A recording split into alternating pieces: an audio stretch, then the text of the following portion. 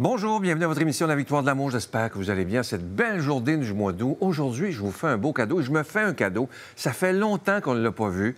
André Lejeune sera avec nous aujourd'hui. Imaginez, il a 90 ans.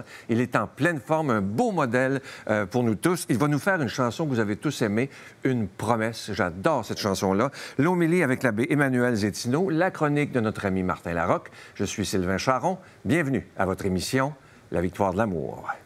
Un seul geste de toi viendra mon secours. Viens semer dans mon âme le grain de l'amour.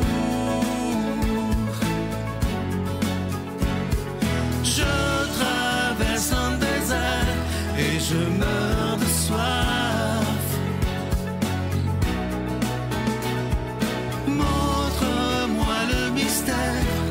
Qui garde la foi. Cher André. Mon ami Sylvain. Tellement content de te voir. Hey, t'as une bonne pogne encore, hein? Encore, oui. Attends, Hey, là, je me oui. suis trompé. T'as 91, pas 90. 91. 91. Il faut que tu me la donnes cette année-là. Oui. Écoute, André, t'as commencé à chanter à 7 ans.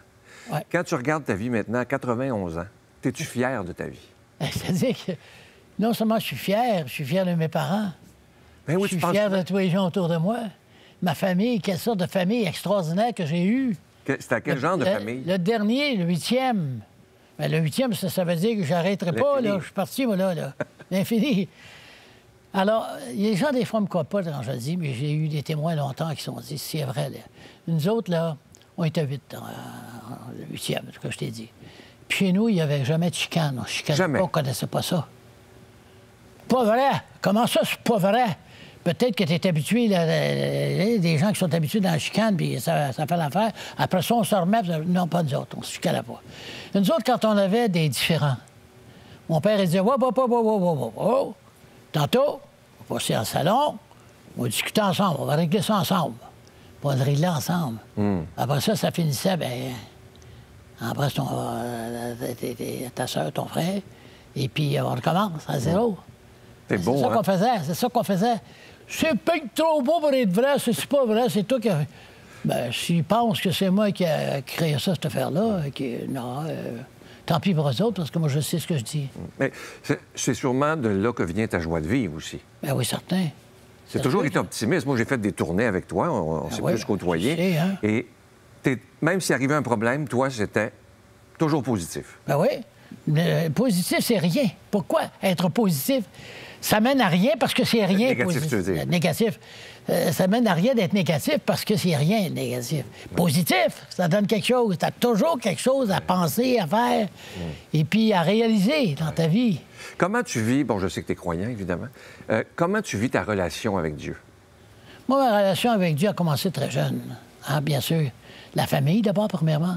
Nous autres, les prières dans la maison se disaient régulièrement. Tu sais. À cette époque-là, il y en avait beaucoup de gens comme ça. Hein? Oui. La prière du soir, et puis on priait ensemble pour tout. Et puis, mais moi, je chantais à l'église. J'ai appris très jeune à chanter avec un frère extraordinaire des écoles chrétiennes qui était un maître chante. Puis lui me dit, c'est lui qui... On avait la chorale du collège. Et puis, c'était des frères fantastiques. Et puis, lui, il a trouvé que j'avais une voix exceptionnelle. Il a dit à mon père, ma mère, il chante très bien, voilà, votre enfant, là.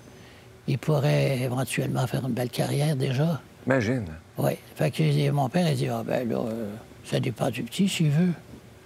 S'il veut ça, ça va être ça. Ça fait que ça a été ça. Alors, j'ai commencé à chanter dans les églises, j'ai chanté avec les chorales. Et puis là, j'ai commencé à faire des tournées dans les églises. Il y a des gens qui m'engageaient, ils voulaient m'entendre. Et j'allais, sauf que je te parle de ça, j'allais chanter pour les aînés. Mais pas les aînés d'aujourd'hui, j'y vais beaucoup, moi, les aînés. Hein? Les aînés me demandent, je suis là. Et puis je m'arrange, je ne veux pas que ça lui coûte trop cher. Puis avec Carl Gauthier, là, il vient avec moi, puis on s'organise, puis on va chanter pour les aînés. Et puis, il y avait des hospices à l'époque. Te rappelles-tu? Non, moi, j'ai pas connu Tu ça. te rappelles pas de ça, t'es trop jeune. Les hospices, on se débarrassait du monde. On les envoyait, on ne peut plus garder la maison, on les envoyait là. Fait que là, ils se débarrassaient d'eux autres. Mais dans les hospices, mon père, il m'amenait chanter 4 fois par année. Ah oui. C'était sûr que j'allais là. Et de temps en temps, mon père, qui connaissait beaucoup de monde, il demandait à des gens, allez chanter dans les hospices, ils vous attendent. Vous n'avez pas besoin juste de leur chanter, d'être là, ça va leur faire un bien énorme. Et c'est vous qui allez être gagnant. Ouais. Vous gagnez à faire ça. Ouais. Mon père était capable de parler. Alors, revenons à ta relation avec Dieu. André, comment tu vis ta relation avec Dieu? La relation avec Dieu est Dieu. constante. Constante. J'ai besoin. C'est un besoin. Il faut que Dieu soit présent en moi et que je sois présent en Dieu. C'est ça l'affaire. Il faut que Dieu soit en nous, qu'on soit en Dieu. Donc, il faut qu'il soit près de toi. Ouais.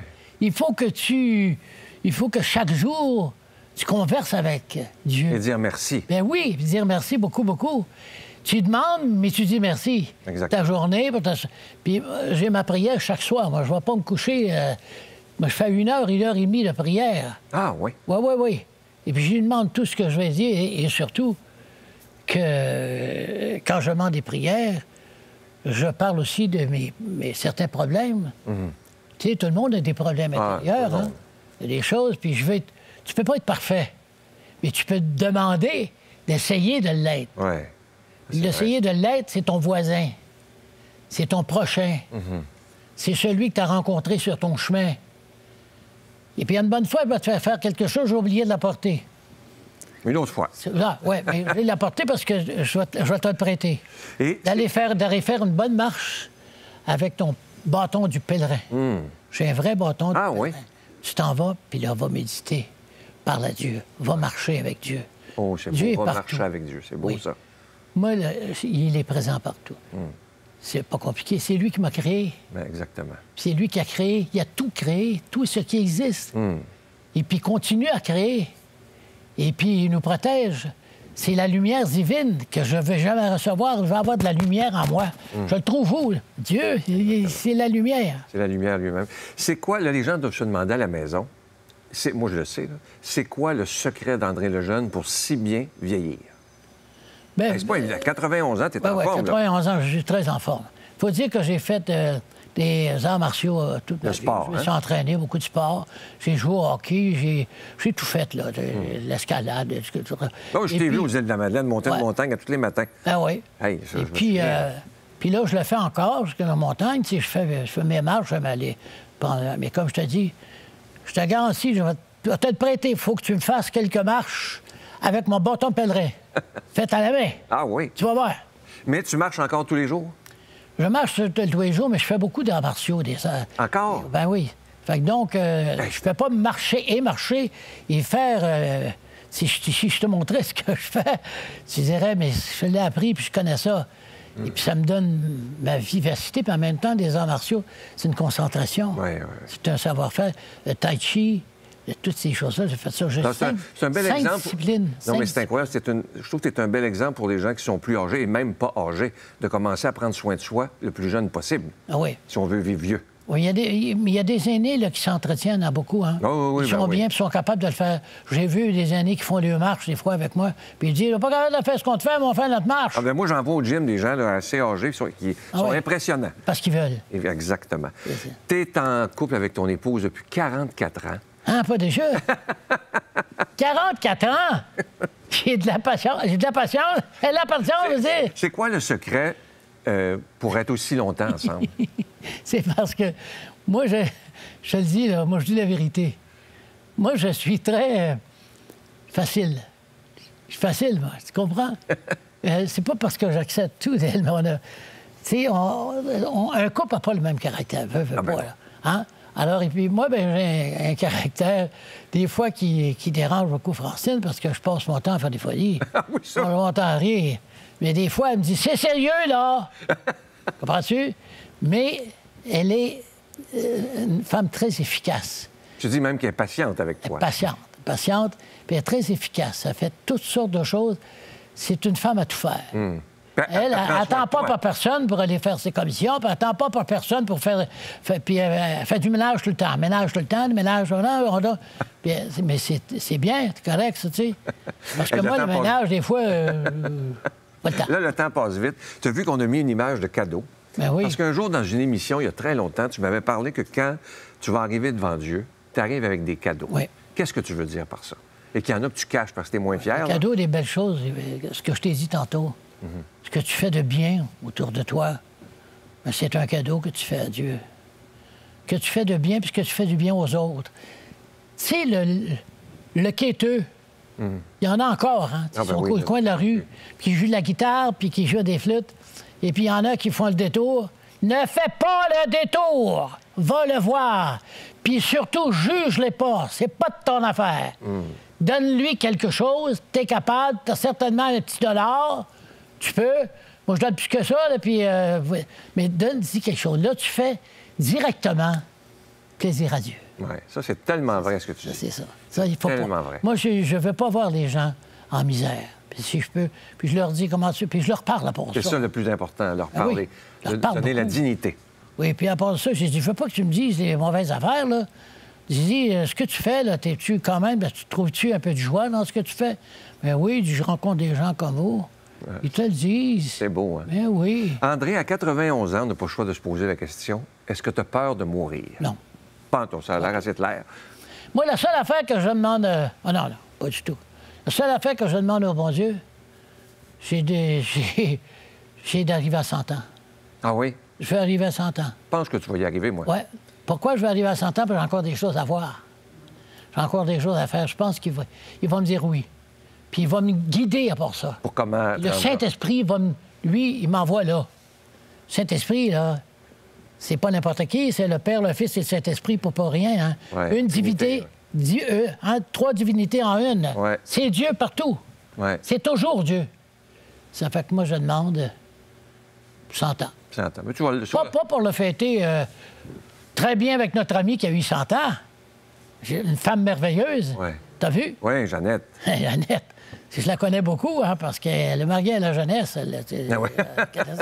Donc, mais j'ai toujours été de bon contact, de très bon contact avec elle. Elle a toujours été priante, elle est toujours présente. Tu as vu qu'est-ce qu'elle a dit? La meilleure chose, elle dit arrêtez de m'applaudir parce que je vais vous mourir d'en face. C'était bon, ça. Ça, c'était bon. Écoute, André, je te souhaite d'être un beau centenaire. Oui. Et je te souhaite une longue vie, évidemment, encore en santé comme tu l'es. Et là, je t'invite à aller faire une chanson que tout le monde connaît. C'était un de tes grands succès, Une promesse. Ah oui. Alors, je t'invite à aller Ça fait t'installer. longtemps que je n'ai pas chanté. Ben non, oui. je la chante. Je t'invite à aller N'oublie t'installer. pas le Le bâton. bâton du pèlerin. Oui. Promis. Après l'été, puis tu refais ton tour dans la montagne. Je t'invite à aller t'installer. Oui, merci. Merci, André. Oui. Alors, on prend le temps d'écouter cette magnifique chanson. Vous allez voir, à 91 ans, il a toujours une voix magnifique, Une promesse.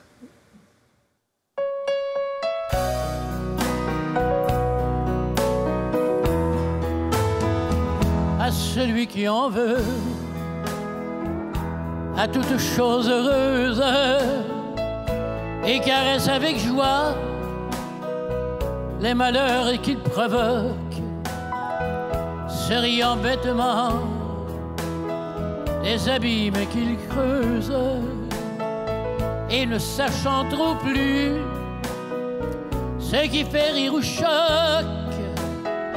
À celui-là, je dis, il est une promesse, une fleur d'amour, un sourire d'enfant, lâché au cœur même de ton âme en détresse. Sois heureux du soleil et des nuages autour. À celui qui au cœur ne garde nulle place, aux joyeux souvenirs que notre enfance crée. Aucun tendre remords, nul accord de guitare, nous faisant souvenir qu'on a déjà aimé. À celui-là, je dis, il est une promesse, une fleur d'amour, un sourire d'enfant, lâché au cœur même de ton âme en détresse. Sois heureux du soleil et des nuages autour. Sois heureux du maçon qui travaille la pierre. Sois heureux de la fille est faite pour aimer. Sois heureux de l'oiseau qui vole pour sa misère, autant que pour sa joie. Il ne sait que chanter.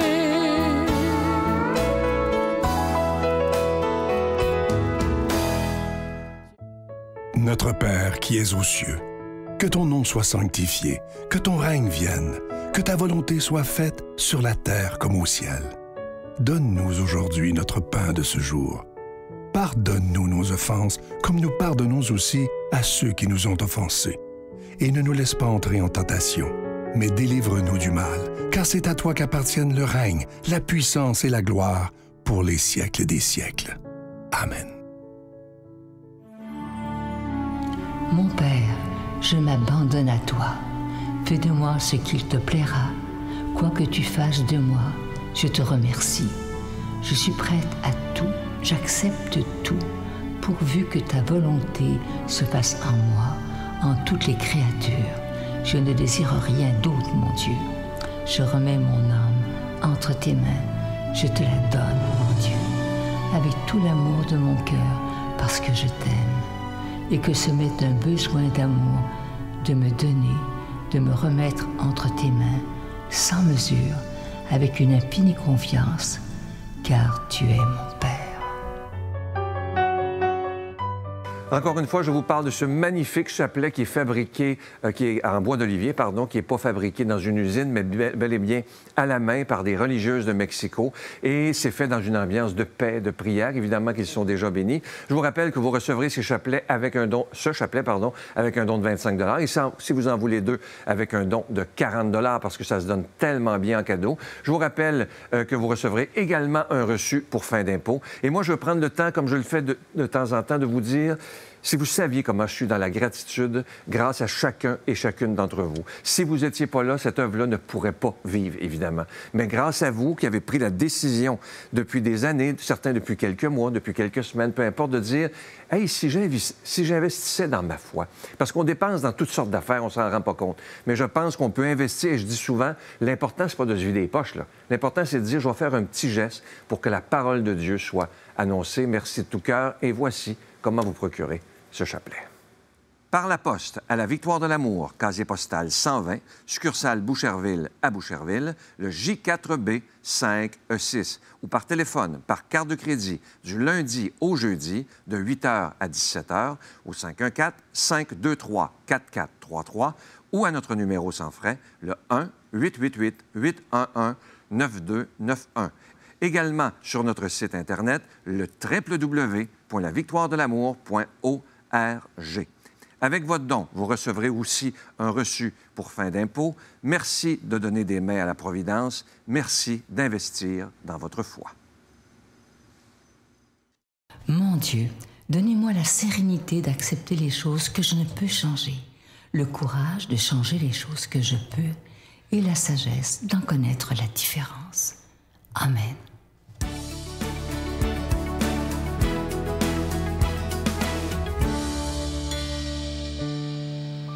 Bon matin, les victorieux, les victorieuses et tous ceux qui doutent encore. Bon café, bon croissant, bon tout ça. Heureux de vous voir. Merci d'être là. C'est quoi la pire chose à dire dans la vie? Une des pires, là, j'essaie d'être dramatique ce matin, là, mais c'est « ça a l'air que ». Avez-vous déjà pensé à ça? Ça a l'air que. Puis, c'est la phrase de 3 mots qui prouvent qu'on le sait pas. Ça a l'air que... Tu sais, la pire affaire à faire dans la vie, c'est de dire « ça a l'air que le resto est pas bon. » Tu sais, t'es jamais allé. Mais ça a l'air que le livre est plate. Ça a l'air que le film est long. Ça a l'air que, tu sais, l'eau est froide. T'as-tu touché à l'eau? Non, ben mets ton petit pied tout nu puis mets-les dans l'eau. Tu vas voir si l'eau est froide, parce que ça a l'air que veut dire que tu vas suivre, que tu regarderas jamais en avant. L'eau est ton chemin, parce qu'on a tout notre chemin en avant. Puis ça a l'air qu'on va suivre comme un mouton, tu sais, on va voir ça a l'air que, ça a l'air que, ça a l'air que, ça a l'air que, sans jamais regarder là où il faut aller, tu sais. La peur, c'est un gourou. Elle veut que tu aies les 2 pieds plantés à terre. Elle veut que tu fasses absolument rien. Mais la peur, c'était pas un frein. La peur, c'est un moteur. La peur est supposée nous faire dire des choses comme « Je comprends pas ce qui se passe, je sais pas ce qui va arriver, mais j'y vais. » OK? C'est comme dire « Oui, mais ça va être difficile », comme si ça sonnait « Oui, mais ça va être impossible. » Tu sais? Ça va être difficile, c'est tout, ça va être difficile. Ça veut pas dire que ça va être impossible, ça veut dire que ça va être difficile. La peur, elle, tout ce qu'elle fait, c'est comme si des fois, elle te mettait en garde. Elle dit « Fais attention, il y a peut-être des petites affaires qui vont arriver que tu connais pas là-dedans. » Tu sais? Puis la pire peur, la seule peur, semble-t-il, selon les philosophes, c'est la peur de l'inconnu. Il n'y en a qu'une seule. On ne sait pas ce qui va arriver. Donc, de ne pas revenir à ça, c'est comme s'il ne fallait pas laisser la parole à la peur. Avoir peur, c'est pas grave. Ce qui est grave, c'est de se faire avoir par la peur, d'embarquer dans sa gang, puis c'est ça qu'on veut pas. On veut pas embarquer dans la gang de la peur. Elle a le droit d'être au meeting, elle n'a pas le droit de parler. Moi, je pense que c'est la plus belle chose qu'on peut faire avec la peur. J'avais lu un livre à un moment donné d'une femme qui parlait du deuil. Elle avait perdu ses 2 enfants, puis c'était épouvantable. Ses 2 enfants avaient 20 puis 22 ans. Là, on imagine le deuil que c'est. Une femme souriante, magnifique, belle. Et elle disait qu'elle prenait un café parfois avec le deuil. Quand le deuil arrivait, là, elle arrêtait, elle prenait un café, elle vivait, puis après, elle disait au deuil, « Va-t'en, j'ai une vie à vivre aussi. » La peur, c'est la même chose. On peut faire, OK, pourquoi j'ai peur? Qu'est-ce qui se passe?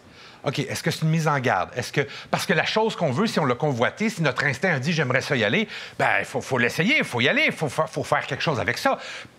Mais la peur a juste fait, check ça. Fait que tu fais, OK, je te donne 1 minute. Prouve-moi que je vais avoir peur, là, tu sais, puis pourquoi, puis qu'est-ce qu'il faut que je regarde, puis bon, tu sais. Mais deviens pas un frein.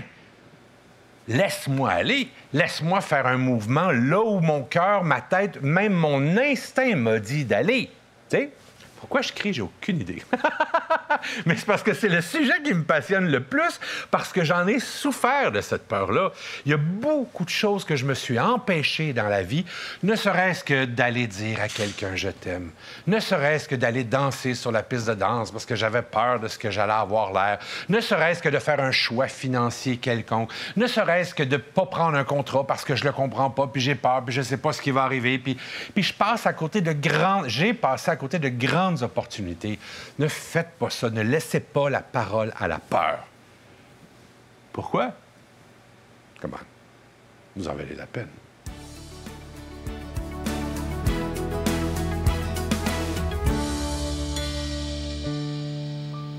Que la joie du Seigneur soit avec vous. Il y a quelque temps, quand on faisait l'élection du nouveau pape, j'ai vu quelques podcasts qui parlaient du conclave, vu que c'était quelque chose que l'on vit juste quelques temps dans notre vie, quelques fois à peine. Et puis, un des animateurs d'un de ces podcasts a fait quelque chose d'intéressant et de sympathique. Il a dit, bien, pourquoi pas consulter les enfants pour voir qu'est-ce que les enfants pensent quand on parle d'une élection d'un pape. Et là, il demandait, comment est-ce que se fait l'élection d'un pape? Et là, on entendait les réactions des enfants. Il y en a un qui disait, bien, c'est sûrement à main levée, parce que s'il le faisait avec les pieds, ça serait moins joli. Alors, je trouvais ça sympathique. Et il y a un autre qui disait, bien, c'est sûrement, il doit voir lequel prie le mieux. Alors, il le met au centre, puis celui qui met les mains comme ça, qui regarde en haut, qui regarde à terre, ou dépendant, c'est celui qui prie le mieux, c'est celui qui va être choisi comme pape. Et il y en a un autre qui disait, bien, c'est comme une course. Il doit faire la course, et puis là, ils font l'élection d'un pape. Et là, l'animateur leur demandait, bien, est-ce que c'est le premier qui gagne? Il lui disait, mais non, les derniers seront les premiers. Et j'ai trouvé ça fantastique qu'un enfant puisse dire ça. Parce que c'est la réalité, justement, de l'innocence de l'enfant, oui, mais de ce qu'il a reçu et ce qu'il a déjà entendu. Et c'est ça l'Évangile d'aujourd'hui. Les derniers seront les premiers. Aujourd'hui, le Seigneur veut enseigner comment est-ce qu'il faut entrer, comme il dit, par la porte étroite. Donc, dans cette humilité pour aller vers Dieu. Jamais dans l'orgueil, jamais dans la toute-puissance. Ça, la toute-puissance, ça appartient au Seigneur. Nous, on est des êtres humains. Dans notre fragilité, on essaye de partager cet amour de Dieu et d'être, dans notre fragilité, des reflets de cet amour de Dieu. Et c'est sûr que quand on entend justement par la porte étroite, on peut peut-être avoir des difficultés à comprendre, mais qu'est-ce que le Seigneur voulait dire par là? Et c'est là où, dans un autre passage, le Seigneur va dire « Je suis la porte ». Alors, je suis la vie, je suis l'amour, je suis la miséricorde, je suis le pardon, on est habitué de l'entendre. Mais dans ce passage-là, il dit « Je suis la porte ». Il faut donc passer par le Seigneur pour découvrir la grandeur de l'amour de Dieu. Et c'est là où c'est important et il faut prendre ça en note parce que le passage de cette porte-là, d'aller vers le Seigneur, il vient justement nous donner des pistes pour pouvoir nous approcher de lui d'une façon concrète. Durant cette année, on vit le jubilé de l'espérance. Et dans ce jubilé, on nous dit qu'il y a un passage de porte à vivre. On nous indique même qu'il y a 4 portes à Rome qui sont ouvertes à chaque 25 ans pour pouvoir recevoir indulgence, pour pouvoir recevoir un pardon de toutes ces fautes commises et même de la trace qu'elles laissent sur notre âme. Et d'un point de vue extérieur, si on n'a pas la foi, on peut se questionner. Est-ce que juste passer une porte peut être un geste tellement grand pour effacer tout ça? Mais c'est là où, justement, on rentre dans cette réalité de la foi. Parce qu'on ne passe pas juste une porte physique, mais on passe la porte de l'amour du Christ. Et c'est là où ce passage-là nous appelle à laisser en arrière de nous toutes ces choses qui nous éloignent de Dieu pour pouvoir entrer dans cette réalité de Dieu, dans ce pardon, dans cette miséricorde, et à le croire vraiment. Et la beauté qu'il y a dans ce geste, qui est très concret, très physique, c'est que justement, il faut se déplacer pour aller vers ces endroits. Que ce soit les 4 portes des basiliques de Rome, mais également les églises jubilaires qui ont été installées et qui ont été nommées à travers les différents diocèses. Donc, aller vers ces lieux-là, c'est déjà un déplacement. Ça signifie laisser quelque chose en arrière de nous, que ce soit notre confort quotidien, que ce soit des réalités comme ça, mais pour aller justement faire cette démarche, faire cette route, comme on dit, pour être un pèlerin de l'espérance. Et quand on fait ce geste, quand on veut se déplacer pour aller vers la miséricorde de Dieu, c'est là où le Seigneur voit déjà cette étape qui est franchie, le fait de ne pas rester dans le confort de nos fautes, mais dans le fait de vouloir et de désirer vivre un changement. Et c'est là où il y a cette possibilité-là de passer cette porte, d'entrer dans ce lieu dans un geste de miséricorde, recevoir cet amour de Dieu pour pouvoir le vivre pleinement et pouvoir, avec ceux qui sont autour de nous, vivre cette communauté d'espérance. Et je pense que c'est essentiel de voir comment est-ce qu'à chaque 25 ans, ce jubilé nous rappelle l'importance de ce passage. C'est quelque chose qu'on est appelé à vivre dans la vie de tous les jours, quand on commet une faute, de demander pardon, quand on fait une erreur, d'essayer de la réparer. Mais l'important, c'est de vivre le tout dans cette foi-là. Alors, quand on dit passer par la porte de l'humilité, c'est entrer vraiment dans cet amour de Dieu. Et moi, je vous bénis au nom du Père et du Fils et du Saint-Esprit. Je vous salue Marie, pleine de grâce. Le Seigneur est avec vous. Vous êtes bénie entre toutes les femmes, et Jésus, le fruit de vos entrailles, est béni. Sainte Marie, Mère de Dieu, priez pour nous pécheurs, maintenant et à l'heure de notre mort. Amen.